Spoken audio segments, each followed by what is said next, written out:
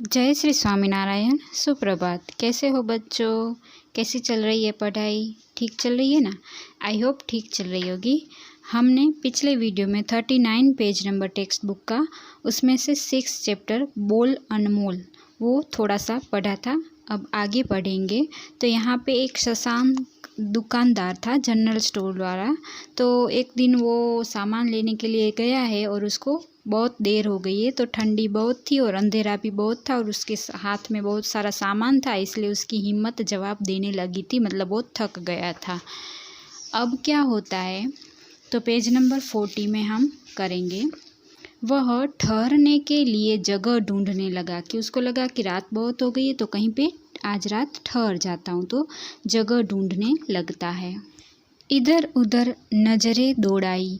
उसे दूर एक झोपड़ी में रोशनी दिखाई दी। उसको देखा कि इधर उधर इस तरफ उस तरफ बहुत सारी जगह देखा तो एक झोपड़ी दिखाई दी और उसमें रोशनी भी हो रही थी। उसके कदम उस झोपड़ी की ओर बढ़ गए। अब वो उस झोपड़ी की तरफ जाने लगा। झोपड़ी के पास पहुंचकर शशांक ने देखा कि उस झोपड़ी के बाहर अलाव जल रहा है और एक वृद्ध व्यक्ति आग ताप रहा है। यहाँ पे झोपड़ी है, वहाँ पे देखा अलाव जल रहा था। अलाव मतलब तापने के लिए जलाई हुई आग, ये आपने शब्दार्थ में भी लिखा होगा। तो वहाँ पे अलाव जल रहा था और साथ में वहाँ पे एक वृद्ध व्यक्ति भी था। शशांक को लगा कि उसे भी अलाव के पास जाकर अपने शरीर को गर्माहट देनी चाहिए। मतलब हम भी ऐसा ही करते हैं ना, तो बहुत ठंडी होती है तो आग जलाते और उसके आसपास बैठ जाते, क्योंकि हमारा शरीर भी गर्म रहे और हमें भी गर्माहट हो, मतलब ठंड कम लगे। इस तरह से उसको लगा कि मुझे भी ये आग के पास बैठना चाहिए। यदि ऐसा नहीं किया तो ठंड से हाथ पांव अकड़ सकते। मतलब बहुत ठंड थी, तो अगर मैं ऐसा नहीं करूँगा, मतलब आग के पास नहीं बैठूँगा, तो क्या होगा कि ये ठंडी के कारण मेरे हाथ पांव है वो अकड़ जाएंगे। बहुत ठंडी होती है तो हमारे भी हाथ पांव ऐसे अकड़ जाते हैं ना, वैसे अकड़ जाएंगे, ऐसा उसको लगा। शशांक ने उस वृद्ध पर अपना प्रभाव डालने के लिए कहा। मतलब उसको अच्छा लगे कि ये आदमी अच्छा है, इसीलिए उसने कहा, मैं इस इलाके का एक लौता दुकानदार हूँ, मुझे आग तापने के लिए अलाव के पास बैठने दो। तो उसने कहा, पहले वो अपना परिचय दिया कि यहाँ ये इलाका है, उसमें से एक लौता दुकानदार हूँ, मेरी एक ही की दुकान है, यहाँ पे आसपास दूसरे किसी की दुकान नहीं है, मुझे ये आग के पास बैठने दो और अलाव के पास बैठने दो। आग ताप रहे उस वृद्ध ने शशांक की बात सुनकर भी अनसुनी कर दी। उसने शशांक को न बैठने को कहा, न वहाँ से चले जाने को कहा।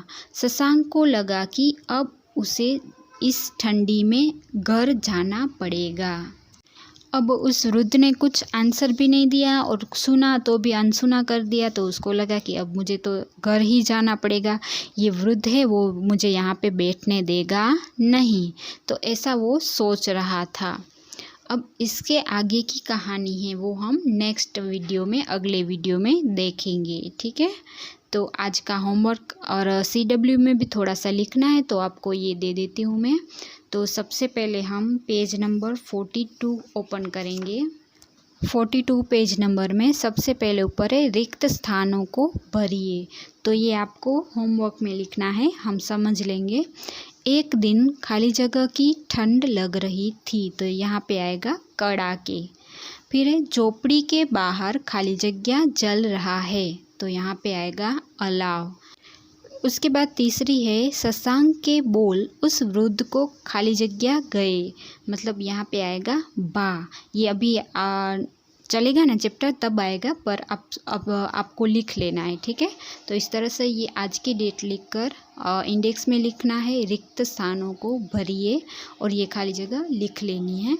और ये आप जो पिछले वीडियो में आपने होमवर्क में विलोम शब्द किए थे, वही विलोम शब्द आपको CW में आज की डेट लगाकर लिखने हैं। ठीक है, तो आपको 2 है, CW में विलोम शब्द और HW में खाली जगह 3, बस इतना ही आपका होमवर्क है। ठीक है।